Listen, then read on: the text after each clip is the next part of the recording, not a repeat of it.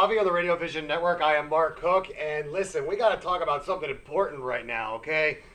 We got this big election coming up, and everybody's talking about emails and secret tapes and all this other stuff that has nothing to do with the actual issues that are important to Americans. Well, guess what? I've got one of the people that knows what the important issues are. He is the president and the CEO of the American Petroleum Institute. His name is Jack Gerard. Good morning, Jack. Welcome to Morning Coffee. Good morning, Mark. Thanks for having me on today. You're quite welcome. We got to talk about this because you want people to understand that, look, there are real issues going on in this election. It's not all this fluff. And there was actually a poll that was done. It was the Energy and Election poll. And I think you want to talk a little bit about some of the interesting findings from that poll. Yeah, Mark, let me just touch on a couple highlights. What's interesting, and as I often say, in this presidential cycle, unfortunately, we're talking way too much about personalities and not enough about policies. And what this poll shows is the public is still focused on and still wants good, sound policy. When we surveyed the American people and asked what was the top of the mind, of course, they're always concerned about the economy and what's going on with their job creation, etc. But 71% of the voters said we would support candidates who want to produce more of U.S. energy, specifically oil and natural gas, and 76% said they want us to produce more oil and gas right here at home. Now, what's interesting about that is those numbers transcend partisan differences. Vast majority of Republicans, vast majority of Democrats and independents are all saying the same thing. So we believe we need to get over this partisan divide and start focusing on what the public believes. And right now they want this, what we call the American energy renaissance, which has made the U.S. the #1 producer of oil and gas. They want it to continue, and they want more of it because it brings benefit to them as consumers. Yeah, and that's the most important aspect of it for most people because they are the consumers, and that's what they're focused on is their bottom line. And you know, Jack, so many people, they use the buzzwords, right? They use the fracking, and they say pipelines, and they say all this stuff.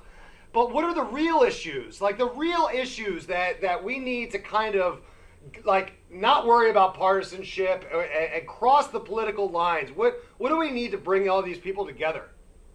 Well, I think our challenge, Mark, is we've got to dispel some of the myths of the past, if you will, and really focus on what makes the difference. As I mentioned earlier, we're experiencing an American energy renaissance today. We're now the world's #1 oil and natural gas producer.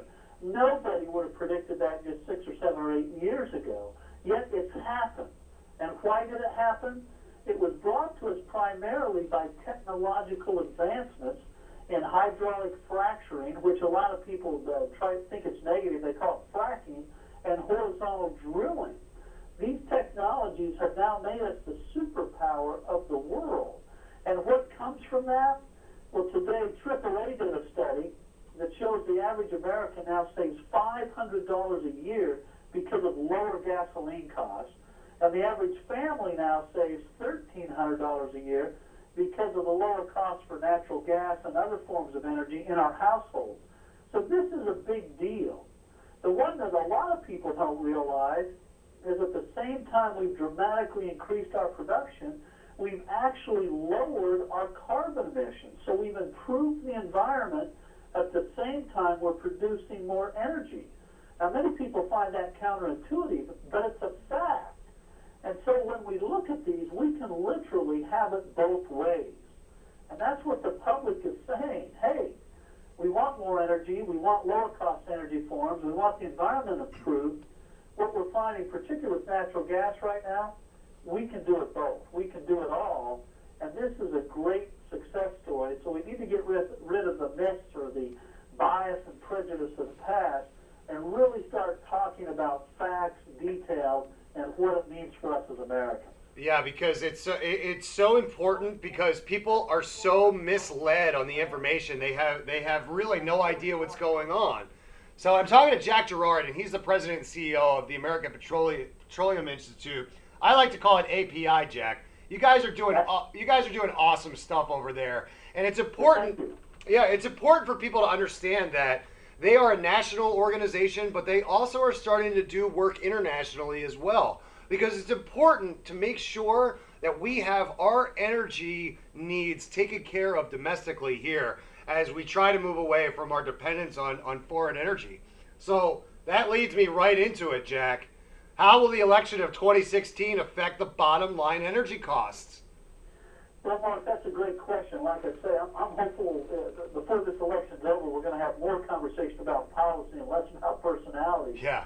But I was struck by this, the gentleman, Ken Bone, that's kind of become an internet sensation overnight, Yeah. right? He shows up, he's bright red sweater, but he asks a very sincere question that I believe really captures the mindset of the American people. What does the energy policy really mean for us, and how are you going to do it?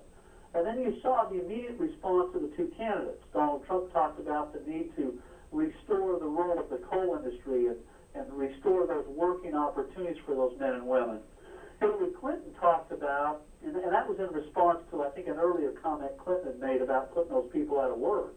But then she responded and talked about natural gas and its positive role, but then described it as a bridge to the future. And I would suggest we need to think about that question. What do you mean, bridge to the future? Right now, it's providing low-cost energy, saving us money, and cleaning the air and the environment. So when you talk about a bridge, how long do you see that bridge? Because anytime you have policy changes that pick a preferred form of energy over another, you're automatically impacting the costs associated with other forms of energy that impact us as the voters and consumers. So I would suggest we need to stay focused on a true all of the above, kind of a combination approach, and then dispel these myths. Quit demagoguing these issues that suggest you can't have one or the other, because we've already demonstrated factually we can have more energy production, put our people to work, become more energy secure, and we can also benefit the environment. This is a great breakthrough. So let's quit talking about it as Democrats and Republicans and start talking about it from an American perspective and how it benefits all of us, not about political parties. I love that. That message rings so strong for me because, not just because I'm a registered independent, but because we need to be focused more on us together as Americans and not being divided by those political parties. Jack, you know the easiest thing that they could do? They could probably just go to api.org and learn more about it. It's like all the information is already there for them. They're just not looking at it. Yeah, we encourage folks to do that. Go to our website, api.org. There you get the information. And once you get it, we encourage you to express your views to your elected officials. That's how we'll make a difference in the country. How do I do that, Jack?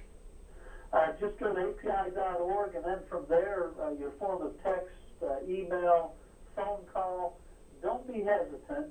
You have a right as voters, as Americans, express your views, let them know how you feel about energy, and we'll get better policy with a better informed elected official group.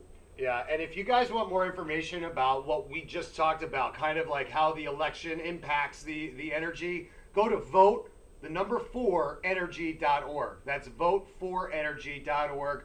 And Jack, I want to thank you for spending a few minutes with me this morning. I also want to thank the American Petroleum Institute. That's easy for me to say. Thank you, Mark. We appreciate what you're doing as well, and keep talking about it. It's important to all of us. I will do. You have a great day. Thanks for joining me here. Too. Yep. Thanks for joining me on Morning Coffee. That was Jack Gerard. He is the president and CEO of the American Petroleum Institute. I urge you guys, just go to voteforenergy.org and get some more information about it because it's important stuff. And again, we're so bogged down in talking about videotapes and emails. Well, we should talk about some policy and some real issues. So there's my 2 cents, right? That's good. So I gotta take another quick break here, but I think everybody should stick around. I think there's a Carol Moore in the building. I think Carol is here. I think Bill is here. So you guys are gonna need to stay right there on the Radio Vision Network because we're gonna be right back. Thanks. Sub some sizzle. This is the way.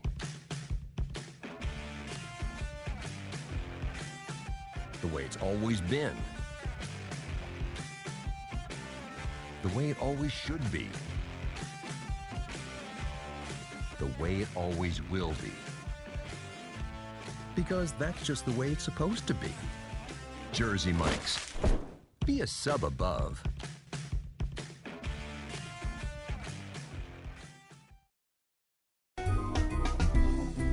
Simply Gents, located in Marlton, New Jersey, takes care of all your grooming needs, including haircuts, straight razor shaves, massages, facials, manicures, pedicures, and waxing.